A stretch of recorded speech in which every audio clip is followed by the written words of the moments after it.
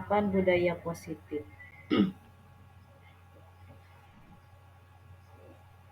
Hatur nuhun kanggo waktosna Bapak Ibu sadayana tiasa bekerja sama salebet kana jimit abdi. Mudah-mudahan kasayat Bapak Ibu tiasa dibales ku Allah Subhanahu wa taala.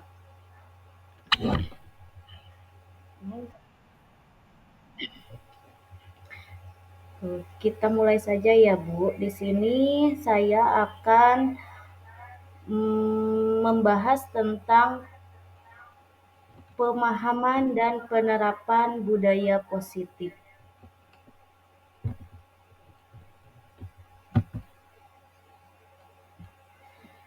Pengantarnya, konsep pendidikan menurut Ki Hajar Dewantara melibatkan pengakuan akan pentingnya budaya positif dan lingkungan positif di sekolah yang menempatkan murid sebagai fokus utama. Dalam konsep Dewantara, pendidikan bukan hanya tentang transfer pengetahuan, tetapi juga mencakup pembentukan karakter dan pengembangan potensi setiap murid.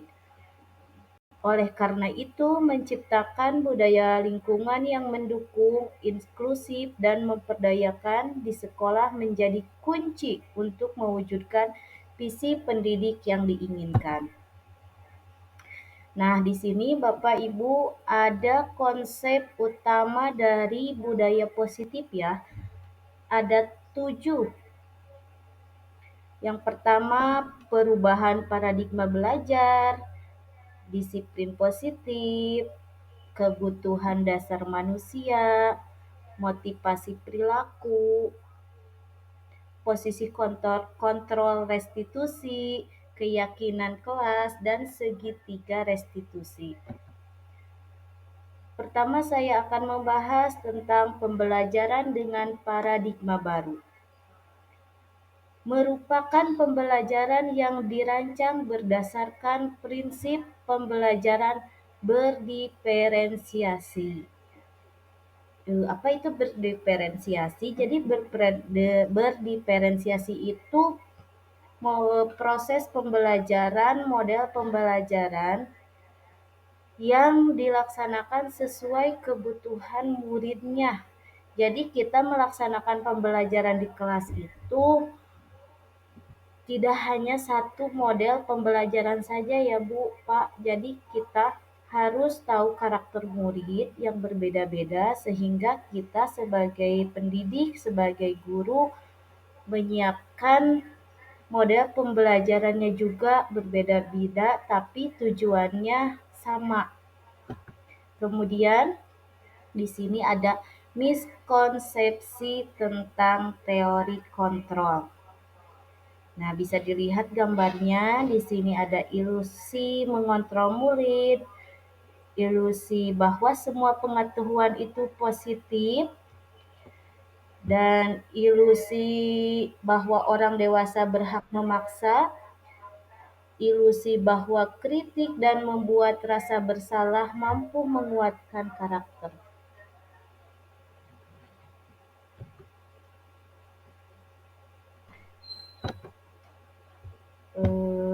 Next.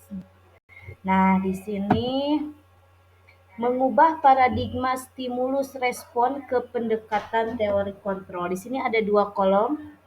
Bisa dilihat ya, stimulus respon dan teori kontrol. Realitas kebutuhan kita semua. Realitanya kebutuhan kita itu berbeda.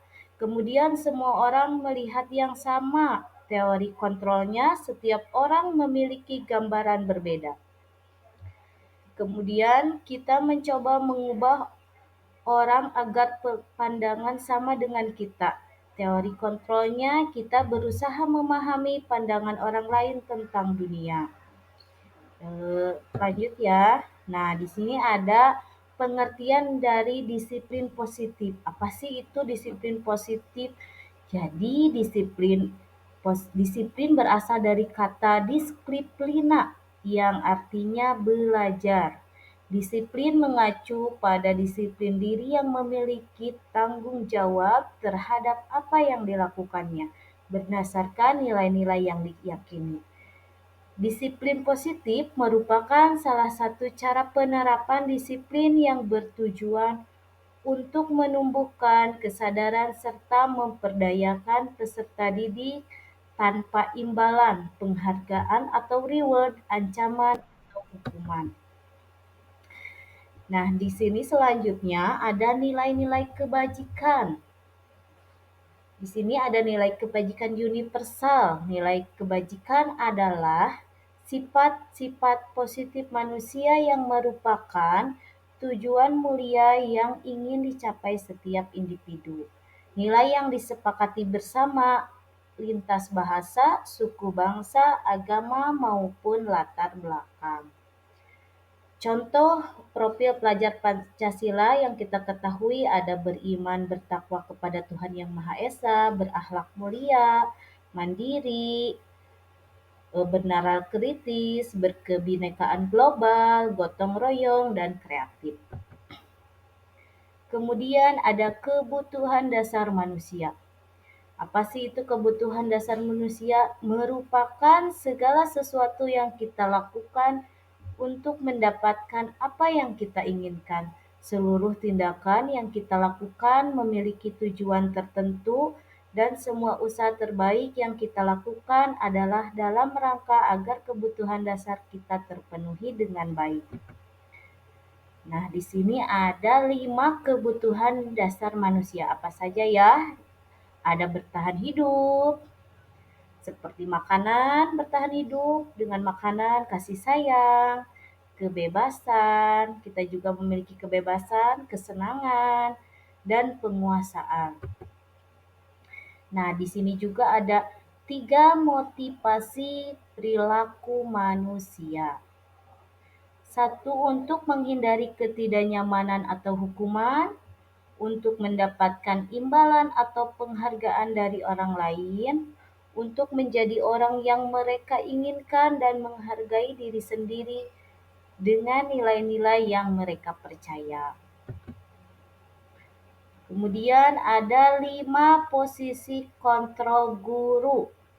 Ada penghukum, pembuat terasa bersalah, teman, pemantau, manajer. Di 5 posisi ini kita sebagai pendidik, sebagai guru, bagaimana sih perasaan kita ketika kita mengajar? Apakah kita lebih ke penghukum atau pembuat rasa bersalah? Atau kita teman, pemantau, manajer? Mari kita bahas di slide berikutnya ya. Nah, ini ada contoh penerapan 5 posisi kontrol. Misalnya di sekolah kita ada siswa yang tidak lengkap memakai atribut saat upacara. Misalnya tidak memakai topi, tidak memakai dasi. Nah, kita sebagai guru melakukan tindakan kepada murid tersebut, hormat pada bendera selama 1 jam. Nah, ini termasuk penghukum, di kategori penghukum. Kemudian kita juga bertindak misalnya berbicara kepada murid tersebut, berapa kali Bapak Ibu memberitahumu, kamu selalu mengecewakan Bapak Ibu. Nah, secara bahasa ya, nah itu disebutnya pembuat merasa bersalah. Kemudian ada lagi ini contohnya, misalnya kita bicara kepada muridnya seperti ini. Ayo dong ikuti aturan sekolah. Tolong bantu Bapak Ibu ya, sekali ini. Ya sudah, tidak apa-apa. Lain kali jangan berbuat seperti ini lagi ya. Nah, kalau bahasa kita seperti ini ke anak, ini di kategori posisi kontrol sebagai teman. Kemudian, kamu sudah melanggar peraturan sekolah. Kamu tahu konsekuensinya? Setelah upacara, kamu beli atributnya ke koperasi dan jangan diulangi lagi. Nah, kalau ini disebutnya pemantau. Yang terakhir ini, apakah kamu tahu kesalahanmu? Kira-kira bagaimana kamu memperbaiki kesalahanmu? Nah, ketika Bapak Ibu guru bertanya seperti itu ke murid, berarti di sini Bapak Ibu guru sedang di posisi kontrol sebagai manajer. Kemudian di sini ada mengapa keyakinan kelas, mengapa bukan peraturan kelas. Nah, di sini kenapa sih kita di kelas itu kepada anak membuatnya bukan peraturan kelas? Kenapa harus keyakinan kelas? Apa bedanya? Di sini ada bedanya ya. Nah, kalau peraturan kelas itu biasanya itu terikat dan anak itu terasa berat untuk melakukannya. Beda lagi dengan keyakinan kelas. Jadi kalau keyakinan kelas itu berdasarkan kesepakatan bersama, dibuatnya juga tidak sepihak oleh guru, dibuat bersama-sama oleh murid. Di sini juga ada perbedaannya ya.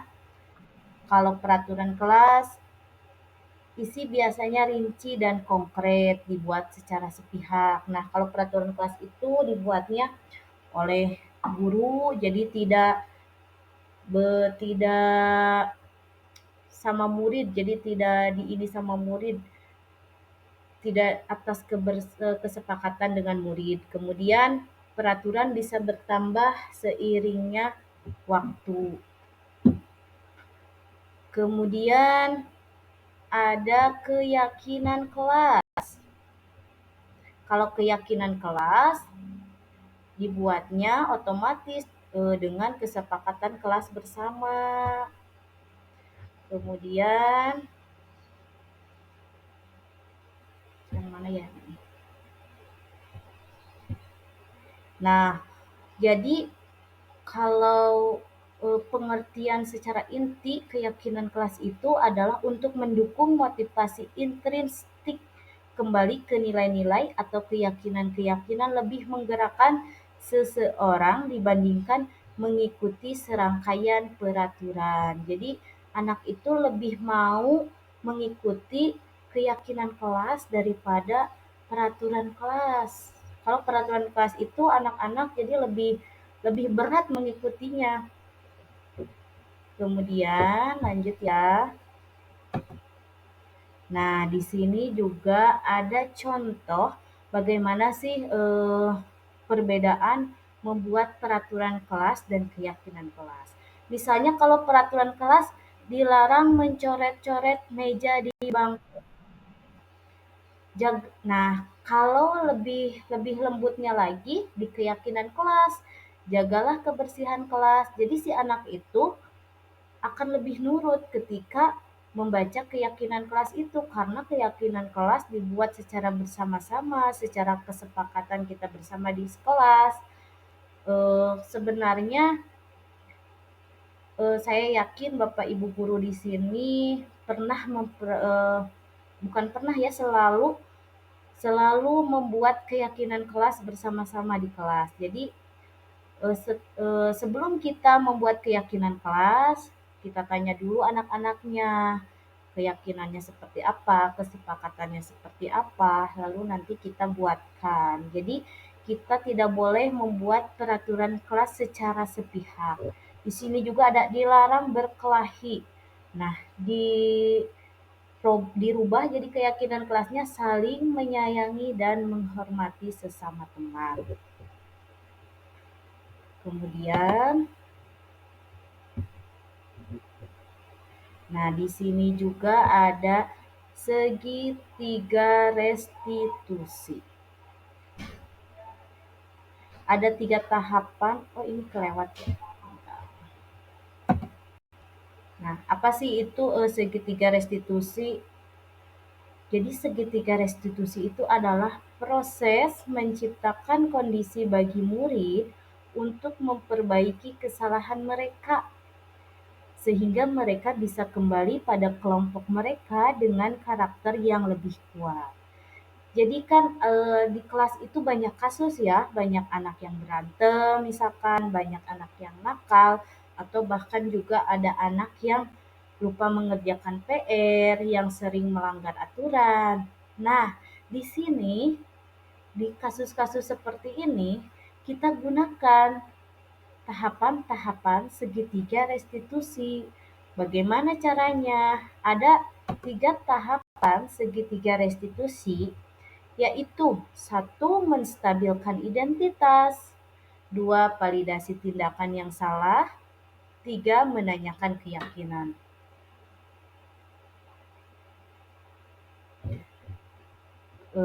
Sebentar ya. Kemudian bagaimana menstabilkan identitas? Jadi kita panggil dulu anaknya. Kemudian setelah kita panggil, jadi kita tidak boleh langsung ujuk-ujuk, kamu salah ya, jangan begitu. Nah, jadi kita tidak boleh seperti itu. Kita menstabilkan dulu identitas kita. Ditanya dulu anaknya, apakah kamu tahu kenapa ibu memanggil kamu ke sini? Nah, nanti akan secara sadar si anaknya itu akan bilang, ya bu, saya itu sudah melakukan kesalahan. Jadi kita stabilkan dulu emosi anaknya. Jangan tiba-tiba kita menggertak anak yang salah. Kemudian kita validasi tindakan yang salah tersebut dengan menanyakan, apakah kamu tahu Eee yang kamu lakukan itu salah? Apakah kamu tahu misalkan ya, kamu tidak mengerjakan PR itu salah? Misalkan ya, si anaknya tidak mengerjakan PR di rumah, sedangkan yang lain mengumpulkan PR, tapi dia tidak mengumpulkan. Bisa kita lakukan, 3 tahapan ini. Nanti mereka akan secara sadar mengungkapkan alasannya, kenapa dia tidak mengerjakan PR. Mereka juga tidak akan merasa tertekan oleh kita. Kemudian kita juga beri motivasi, kita berikan bahwa tidak apa-apa ya nak, karena semua manusia itu ada sifat hilaf, akan ada salah, tidak mungkin akan selalu benar. Jadi kita tidak boleh menggertak anak secara paksa. Nah, kemudian yang ketiga ada menanyakan keyakinan kelas. Kemudian kita tanya keyakinan kelasnya.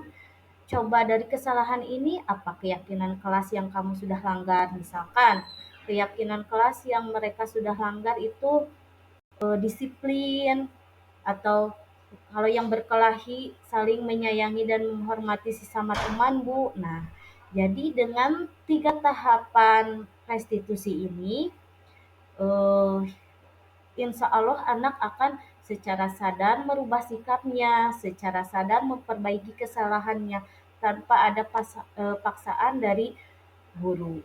Kemudian lanjut,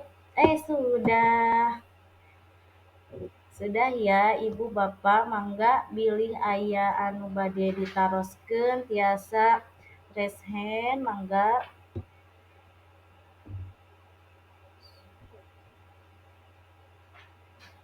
Terima kasih Bapak Ibu guru hebat. Siapa yang mau bertanya mangga diantos. Bilih abi nerangkeuna kirang jelas. Sapertos eta panginten pemaparan budaya positif anu tos ku abi dipahami salami pendidikan guru penggerak.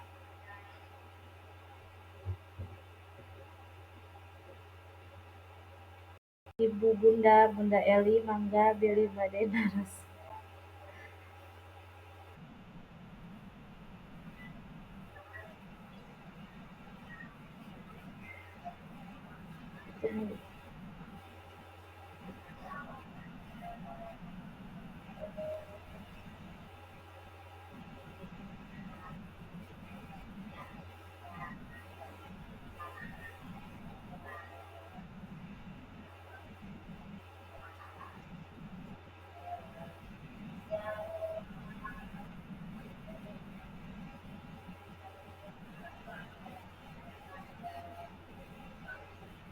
Iya, Bu.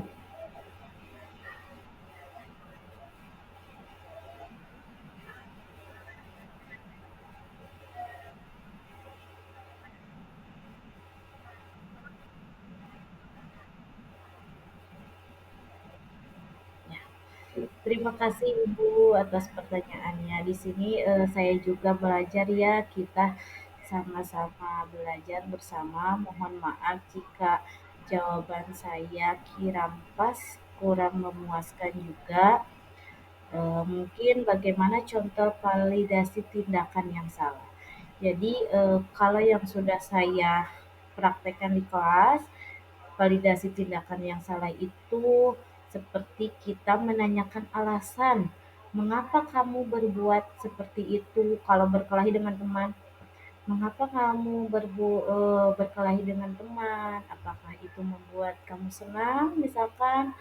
Jadi kita memvalidasi tindakan anak yang salah secara lembut, sehingga anak itu bisa lebih jujur berbicara kepada kita. Seperti itu Ibu, mudah-mudahan Ibu puas dengan jawaban saya.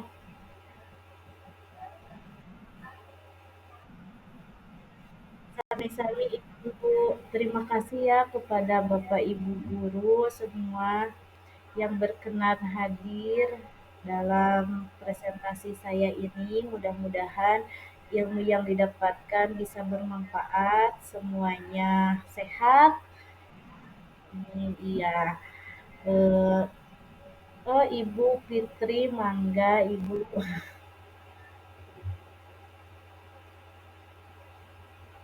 Mangga Ibu Badenaros.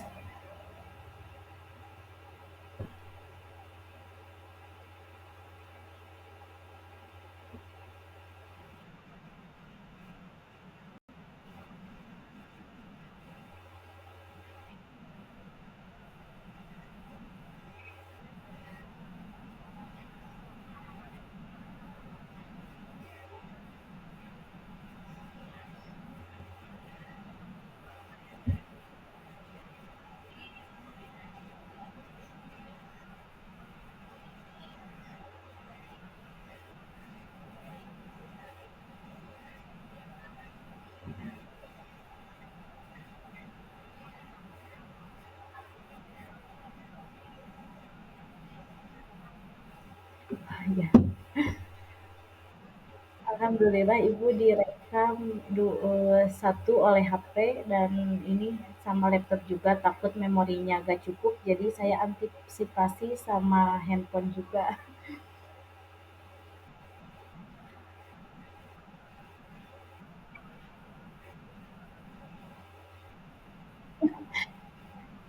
Iya, Ibu atur nuhun ya. Iya nggak apa-apa Ibu. Ya, ya. Ibu terima kasih semuanya ya. Mungkin paparan dari saya dicukupkan sekian. Mohon maaf jika ada kata-kata saya yang kurang berkenan. Dan materi yang saya sampaikan mungkin tidak cukup baik, tidak cukup jelas. Mohon maaf. Terima kasih kepada semuanya. Tapi saya mohon izin, punten Bapak Ibu di on cam mau foto bersama dulu buat dokumentasi. Nggak ada Bu, nggak ada Bu link daftar hadirnya. Masih belajar Ibu.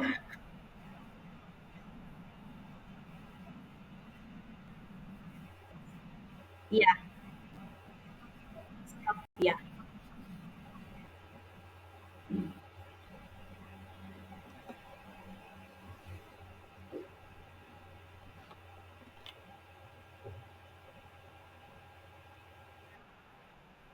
Bios abiwe Ibu.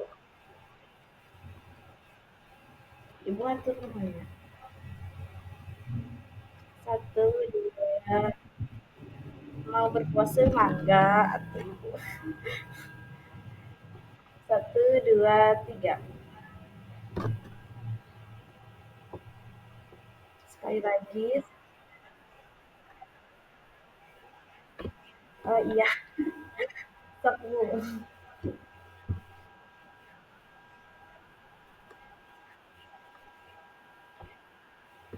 Satu, dua, tiga.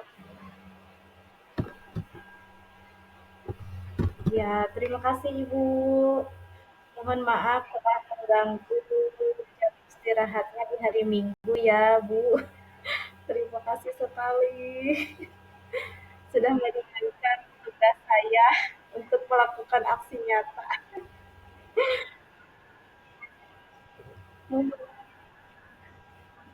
Ya, sip, Ibu. Mangga bilih bade aya nu lab tiasa kaluar hatur nuhun sadayana. Nuhun. Waalaikumsalam.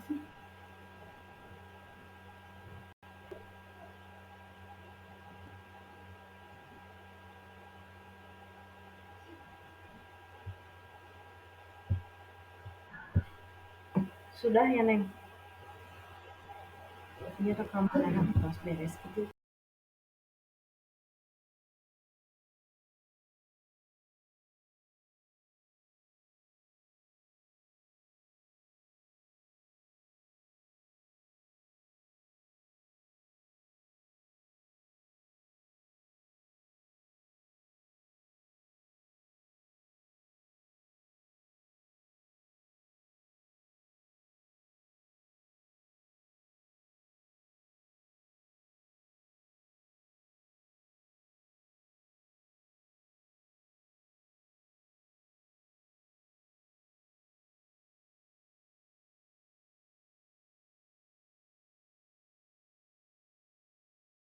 Selamat pagi anak-anak.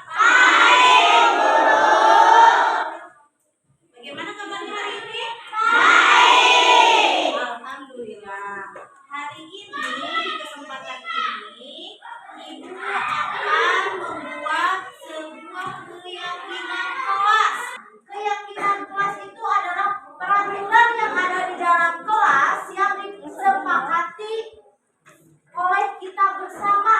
Keinginan kita di kelas itu seperti apa, maunya kelas seperti apa. Nah, nanti kita membuat keyakinan kelas secara bersama-sama. Coba Ibu sampel aja satu orang. Kelasnya mau seperti apa? Bersih. Bersih. Terus rajin. Rapi. Nah, bersih, rapi. Nanti kalian tuliskan di kertas ini. Yang sudah beres menuliskannya kelasnya mau seperti apa? Misalnya, Ibu kasih contoh misalnya. Ingin kelas yang bersih. Atau misalkan saya ingin semua murid di kelas berpakaian rapi. Boleh ya. Ini sama Ibu dibagi ya. Nanti ditempelin. Ini udah ada lemnya otomatis. Ya. Tulis keyakinan kelasnya mau seperti apa.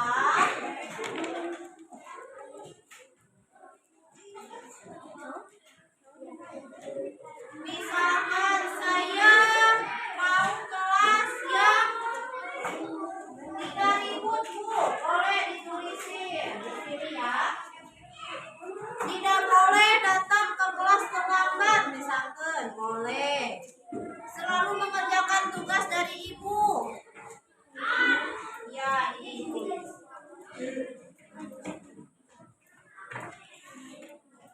Tulis dulu peraturan kelasnya di sini ya. Peraturan kelas. Peraturan kelas. Nanti kertas yang sudah ada tulisannya kalian tempel di bagian kolom ini. Dijajarkan di dia. Kemudian nanti kita akan buat keyakinan kelas. Jadi yang udah boleh ke depan ditempel di sini. Sok, yang udah siapa? Ya, apa aja boleh. Boleh apa aja di sini disimpan.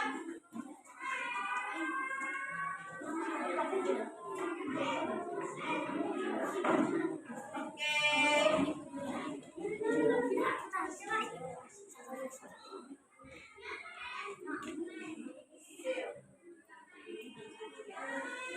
Nah, gitu ya. Oke, disimpan di mana aja bebas.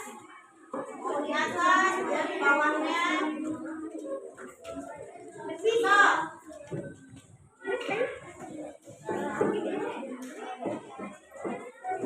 Siapa lagi? Ayo.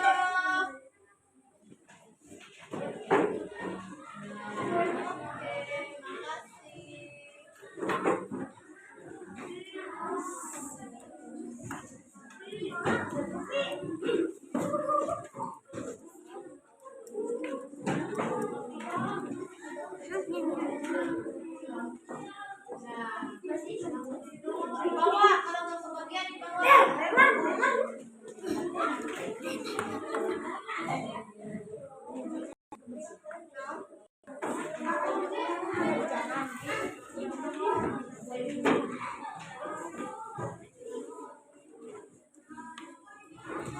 Sudah?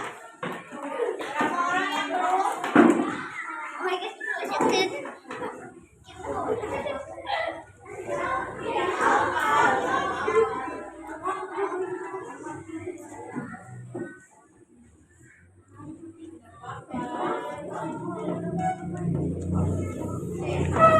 Ada lagi? Sudah semua ya? Nah, oh ada satu orang lagi, ayo. Sampai ini Ridwan. Oke. Ibu bacakan satu persatu ya. Di sini saya ingin kelas yang tidak berisik dan bersih. Berarti keyakinannya apa? Selalu tertib di dalam kelas. Selalu tertib di dalam kelas. Ada juga saya ingin semua murid mengerjakan tugas-tugas. Berarti disiplin dalam belajar. Ini keyakinan kelasnya ya. Disiplin dalam belajar. Aku ingin kelas disiplin, ya udah ini aku ingin kelas rapi, kelas bersih. Kalau kelas rapi berarti keyakinan kelasnya jagalah kebersihan. Jagalah kebersihan kelas.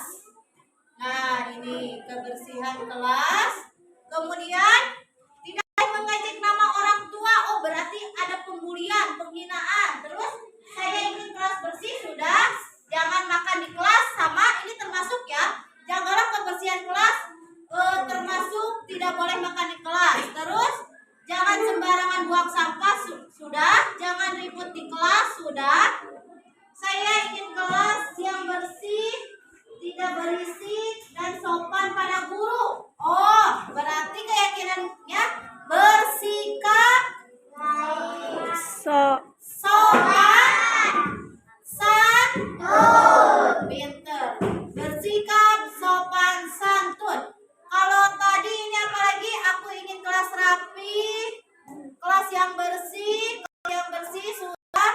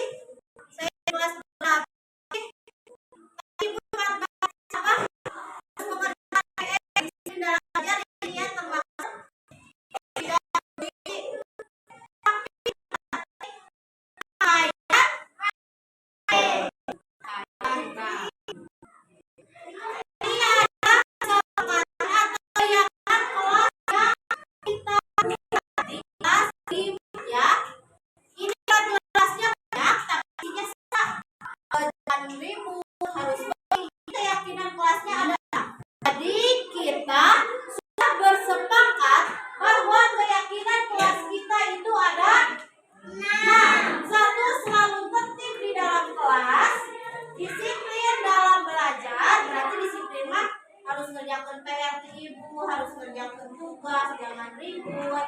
Yang ketiga, jagalah kebersihan kelas. Tidak boleh makan di kelas, jangan buang sampah di kolong meja, jangan buang sampah sembarangan. Bersikap sopan santun. Tidak boleh berbicara kasar. Ini bersikap sopan santun. Kemudian saling menyayangi sesama teman. Tidak boleh menghina, membuli, apalagi menghina nama orang tua. Itu tidak boleh. Kemudian yang terakhir, berpakaian rapi.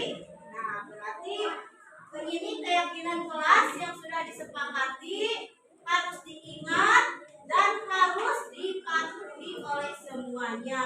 Nanti kalau ada yang dilanggar, mungkin ada konsekuensinya, ada hukumannya, ada nanti dipanggil sama ibu. Kenapa kamu melanggar keyakinan kelas ini? Itu ya, mengerti? Ya, berarti kegiatan hari ini membuat keyakinan kelasnya sudah selesai. Kita lanjutkan belajar. Sekarang dibuka bukunya untuk melanjutkan pembelajaran berikutnya.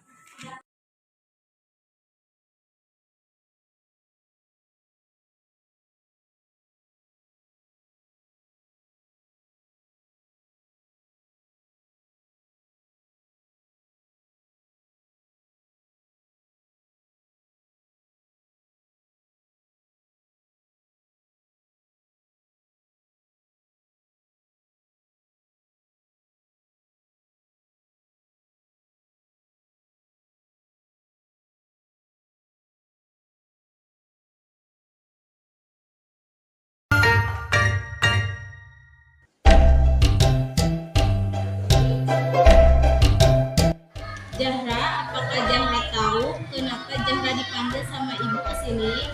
Ya, saya tahu.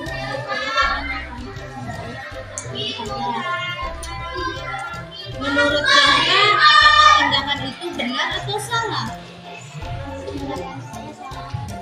Ya, memang ya, semua orang itu suka melakukan kesalahan, tapi tidak apa-apa karena kesalahan itu bisa kita perbaiki. Kemudian, apa alasan Zahra melakukan hal tersebut kepada temannya? Ya, lain kali jangan begitu ya Zahra ya. Kemudian, menurut Zahra dari kejadian ini, keyakinan kelas apa yang bisa ditingkatkan oleh Zahra? Iya, jadi kita harus selalu disiplin dan tertib ketika waktu belajar ya. Untuk memperbaiki kesalahan Zahra, apa yang harus Zahra tingkatkan?